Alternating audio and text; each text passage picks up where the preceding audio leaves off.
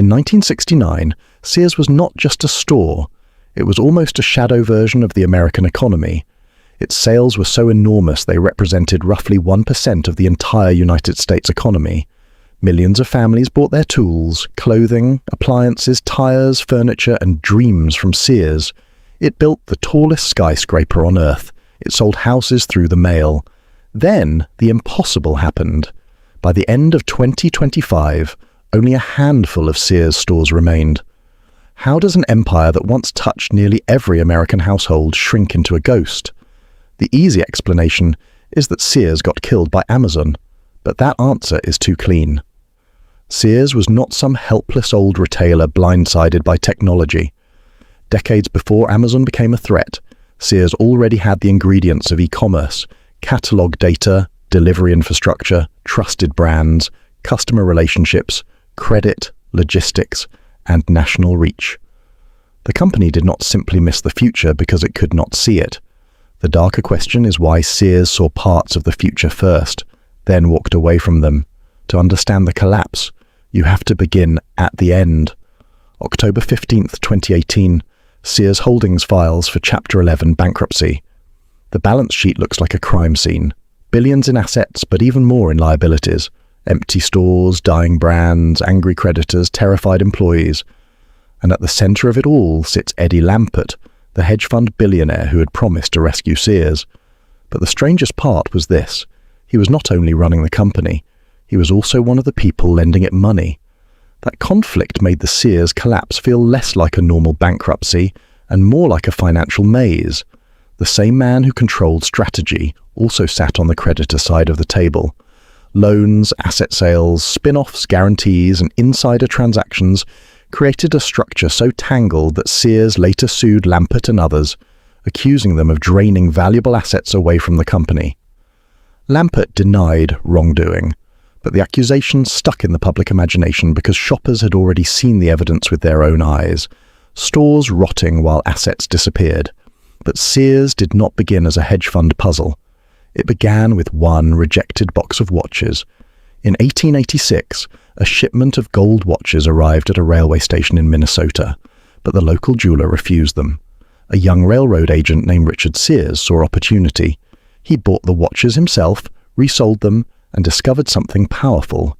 Rural Americans wanted access to goods they could not find locally. That tiny accident became the seed of one of the greatest distribution empires in history. Sears understood the hidden pain of rural America.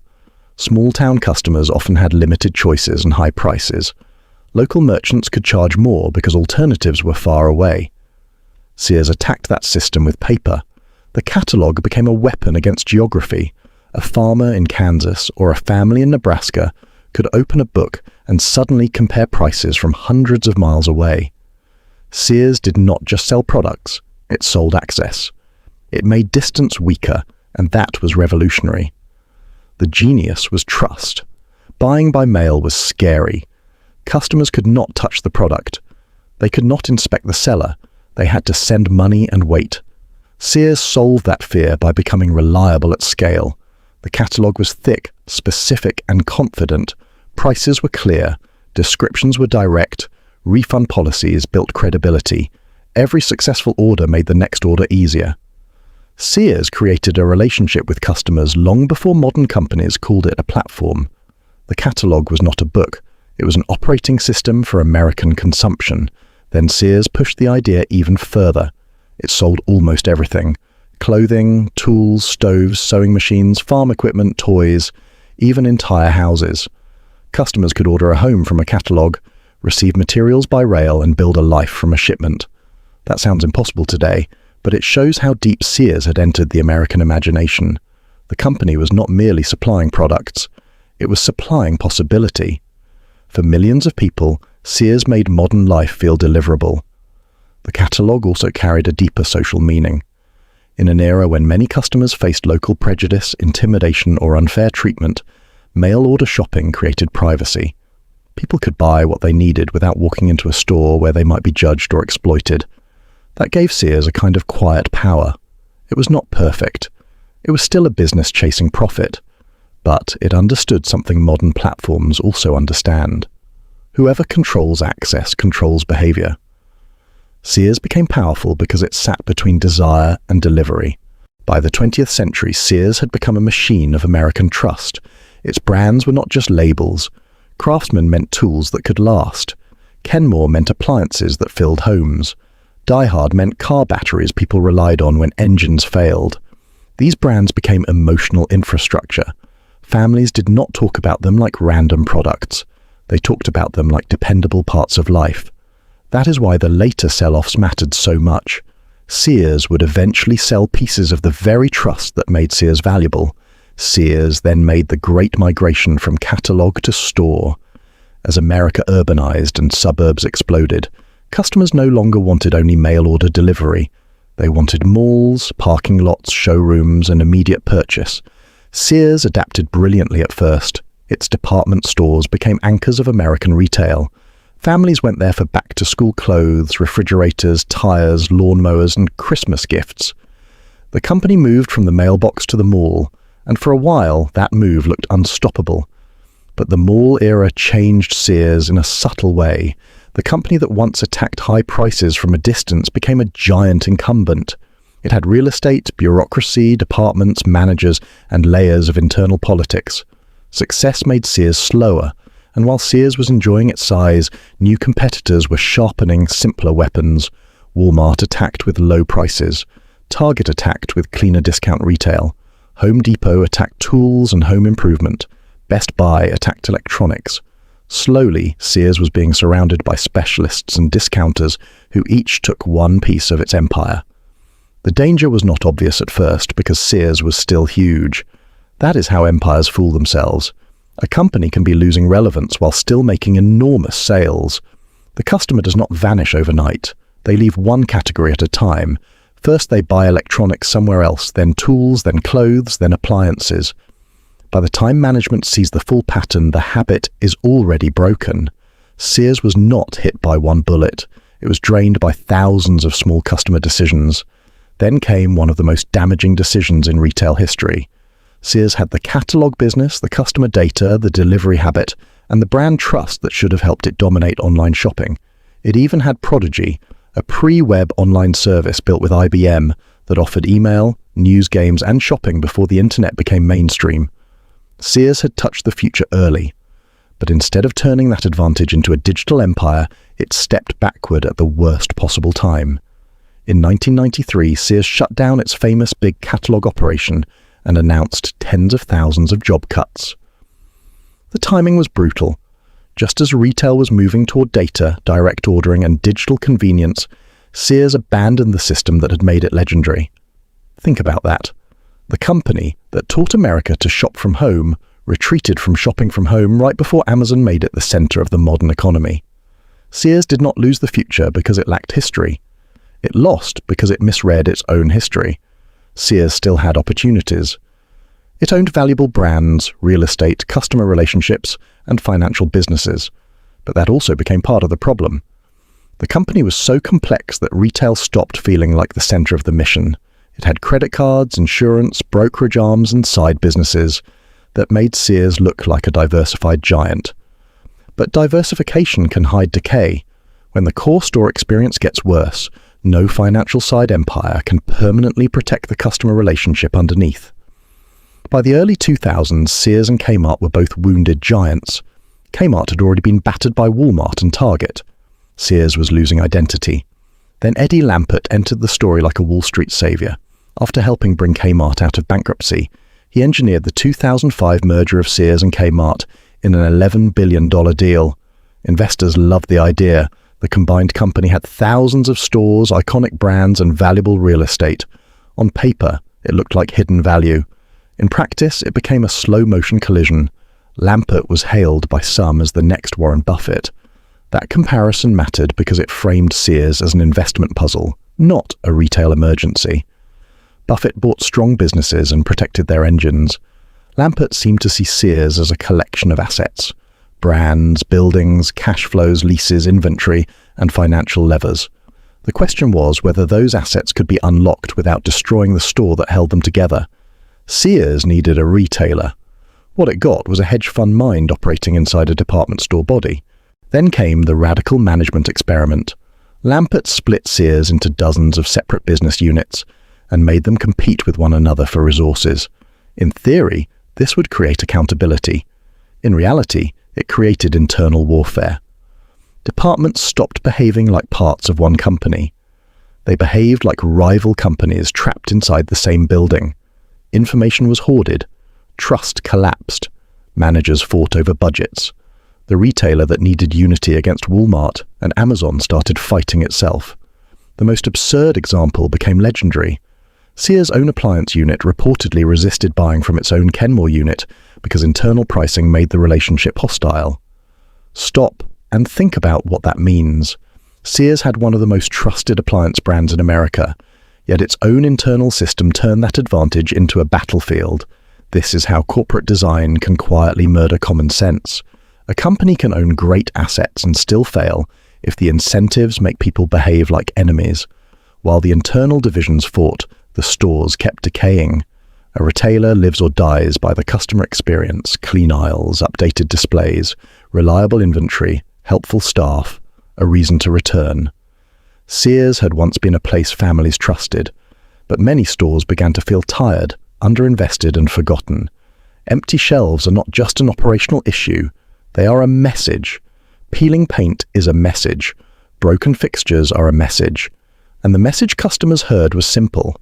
This company no longer believes in itself. The numbers made the neglect visible.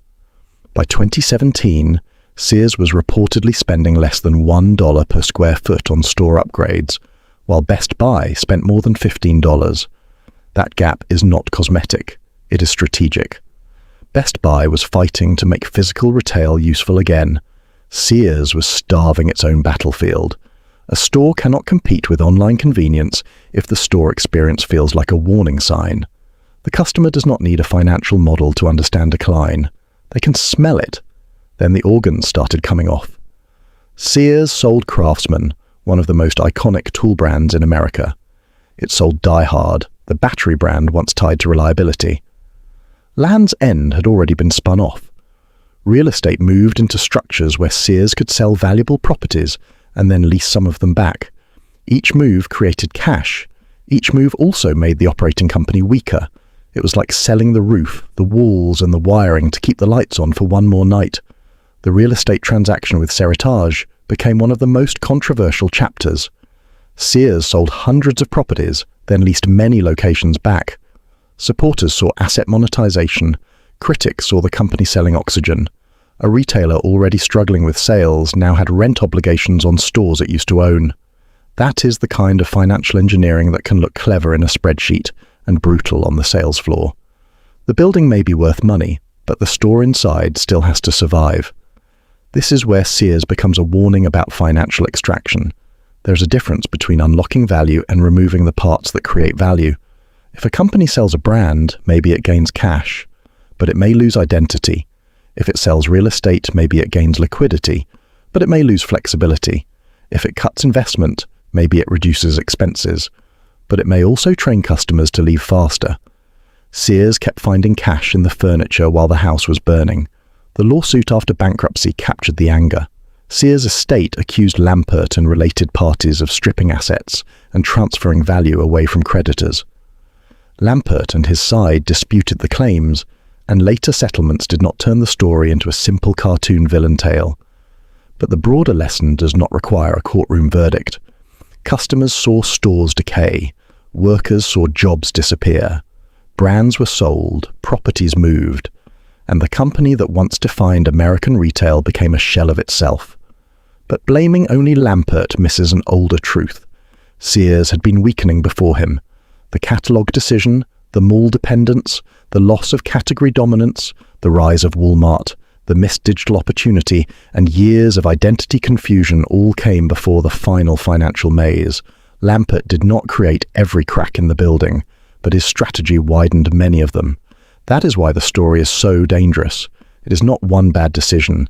It is a chain of missed turns that made the final collapse easier. The deepest mistake was forgetting the customer. Sears had once been built around solving customer problems: access, trust, affordability, delivery, reliability. Over time, the conversation shifted toward assets, divisions, financial structures, cost-cutting, and survival maneuvers. Those things matter, but they are not the customer's reason to visit. Nobody drives to a store because a hedge fund found hidden real estate value. Customers come because the store gives them something useful, reliable, and worth the trip. Sears lost that emotional contract. Amazon did not beat Sears only because Amazon was digital.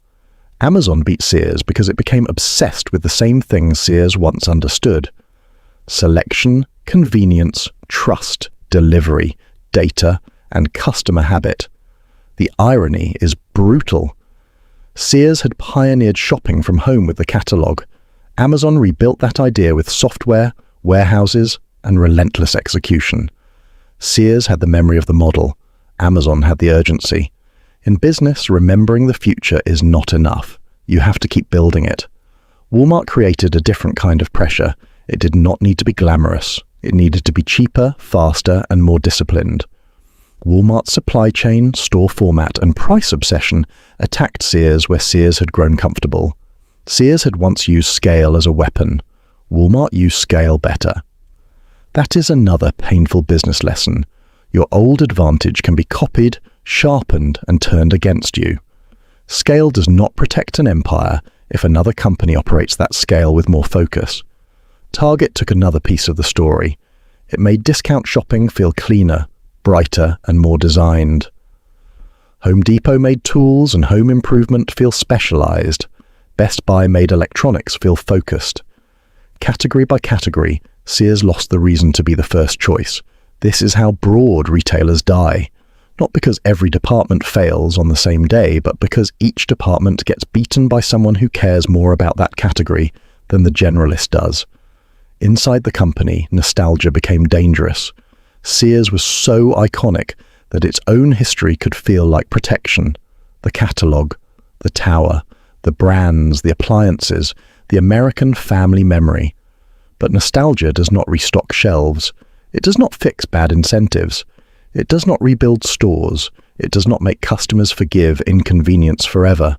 A famous name can buy time, but it cannot buy relevance. Sears had one of the strongest names in retail. The name was not enough. The employees paid a brutal price. Behind every store closure were workers who had stocked shelves, repaired appliances, sold tools, managed departments, and watched the decline from the inside. They saw customers stop coming. They saw budgets shrink. They saw morale collapse. Corporate strategy often sounds abstract when spoken in boardrooms, but on the floor it becomes hours cut, benefits questioned, displays left broken, and people wondering whether the store they gave years to would survive another month. The suppliers felt it too. A dying retailer does not collapse alone.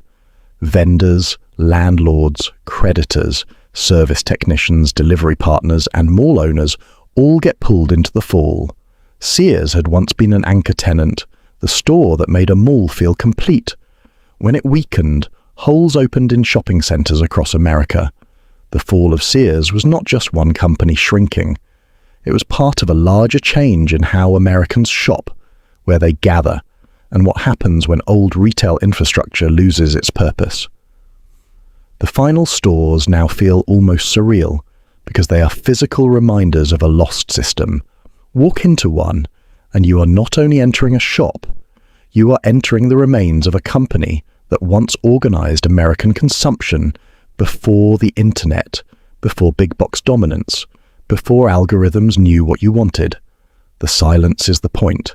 Empty aisles tell a louder story than any earnings call. The empire did not disappear all at once. It became quiet first. For investors, Sears is a warning about assets. Valuable assets do not automatically make a valuable business. Brands can decay, real estate can be sold, inventory can become stale, customer trust can leave. A company can look cheap on paper because the market sees something the asset spreadsheet misses. The operating engine is broken. This is the trap of value investing without operational reality. You may think you are buying hidden treasure. You may actually be buying a melting ice cube. For business leaders, Sears is a warning about incentives. If departments are rewarded for defeating one another, they will defeat the company. If executives are rewarded for extracting assets, stores may starve. If cost-cutting becomes the strategy, customers will eventually feel the cuts.